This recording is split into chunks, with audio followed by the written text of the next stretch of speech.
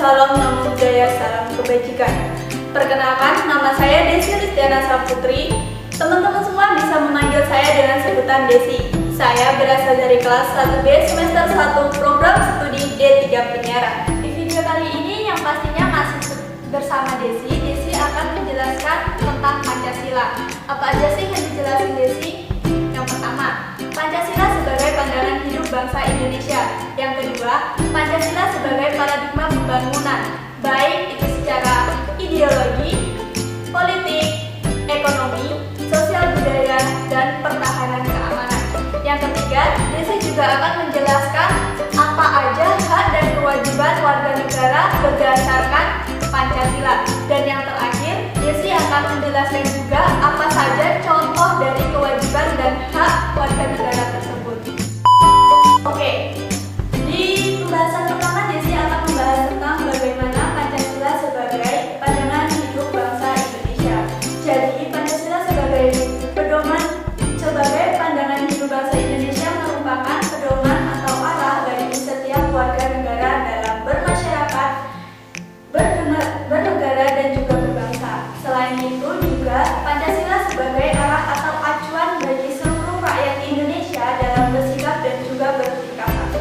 Pancasila sebagai paradigma pembangunan merupakan perwujudan dalam meningkatkan harkat dan martabat bangsa Indonesia sesuai dengan nilai-nilai kemanusiaan. Secara ideologi, Pancasila sebagai paradigma pembangunan dilaksanakan dalam meningkatkan masyarakat yang adil dan makmur.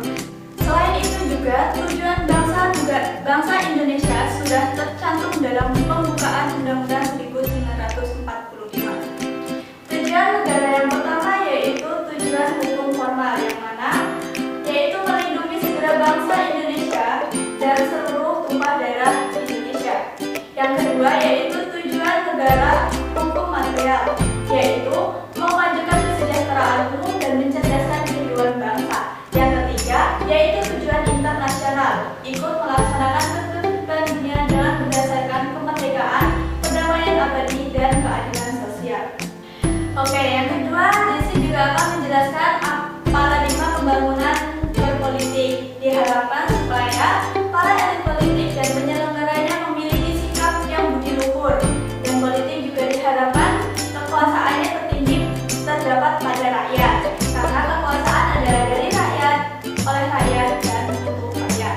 Karena Pancasila sebagai paradigma dalam berpolitik, maka sistem politik di Indonesia berasaskan demokrasi, bukan otoriter. Contoh dari paradigma pembangunan dalam berpolitik yaitu bebas berpendapat. Dan yang ketiga yaitu Pancasila sebagai paradigma pembangunan ekonomi, yang mana bertujuan untuk memenuhi kebutuhan manusia agar manusia menjadi lebih sejahtera. Contohnya yaitu pembangunan di pasar, pelatihan untuk meningkatkan UMKM, dan juga BLK. Yang keempat yaitu Pancasila sebagai paradigma sosial budaya, di mana sosial budaya ini bersifat humanistik. Sosial budaya sendiri juga melibatkan aspek-aspek kehidupan sosial dan budaya suatu masyarakat seperti bahasa, rumah adat, makanan, dan juga adat istiadat. Contoh dari paradigma pembangunan sosial budaya yaitu adanya acara sanggar tari, gotong royong, dan juga pengenalan budaya ke luar negeri. Yang kelima yaitu Pancasila sebagai paradigma pertahanan dan keamanan. Pertahanan dan keamanan bangsa Indonesia adalah keutuhan dan kegigihan untuk menghadapi ATHG, yaitu ancaman, tantangan, hambatan, dan gangguan. Contoh-contoh dari ATHG yang dihadapi bangsa Indonesia yaitu ancaman. 1. Masuknya orang asing seperti Rohingya. Yang kedua, kemiskinan.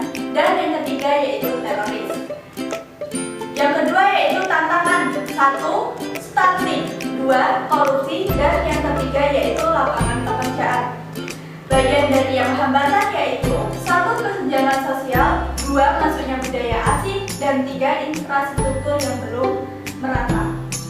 Yang terakhir yaitu gangguan. Contoh-contohnya antara lain 1. Penjualan senjata ilegal. Yang kedua yaitu adanya terorisme.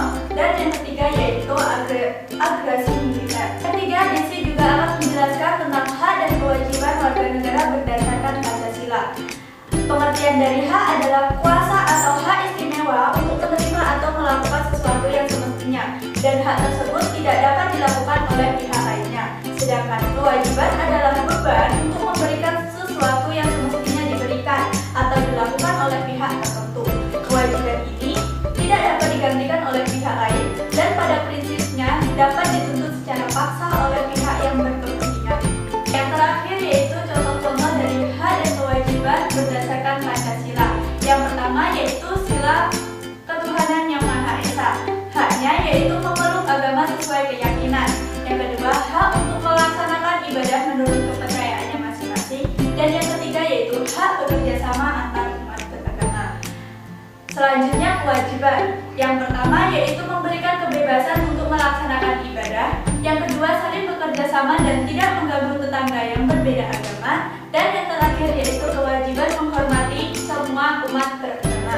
Selanjutnya yaitu contoh hak dan kewajiban sila kedua, kemanusiaan yang adil dan beradab. Haknya yaitu 1. Hak perlakuan yang adil. 2. Hak mengembangkan sikap saling mencintai dengan sesama manusia. Dan yang ketiga yaitu hak mendapatkan kesejahteraan. Selanjutnya kewajibannya yaitu 1. Tidak membeda-bedakan teman berdasarkan suku. 2. Membantu teman yang sedang kesusahan. Dan 3. yaitu tidak berbuat semena-mena kepada orang lain. Selanjutnya yaitu contoh dari hak dan kewajiban dari sila yang ketiga yaitu Persatuan Indonesia. Haknya yaitu 1. Hak ikut serta dalam pembelaan negara. 2. Hak hidup dan bergaul satu sama lainnya. 3. Hak kerjasama secara harmonis. Kewajibannya yaitu 1. Ikut berpartisipasi dalam kegiatan masyarakat, rela berkorban untuk kepentingan bangsa dan negara, dan yang terakhir yaitu menempatkan persatuan dan kesatuan.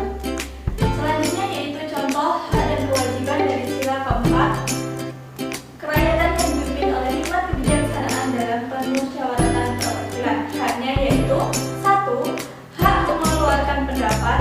2. Hak memperoleh kesempatan yang sama. 3. Hak mengikuti pemilihan umum. Kewajibannya yaitu 1. Mengutamakan musyawarah. Yang kedua yaitu ikut serta dalam pemilihan umum. Dan yang ketiga yaitu tidak memaksakan penunda.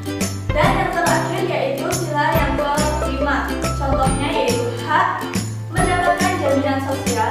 2. Hak mendapatkan pekerjaan dan perlindungan kesehatan. Dan yang ketiga yaitu hak setiap warga dengan negara memiliki hak milik. Kewajibannya yaitu 1. Tidak merusak fasilitas umum. Tidak pilih kasih dalam berteman. Dan yang terakhir yaitu memberikan bantuan modal kepada orang lain. Nah, itulah tadi penjelasan yang bisa Desi jelaskan tentang Pancasila. Sekian dari Desi. Wassalamualaikum warahmatullahi wabarakatuh.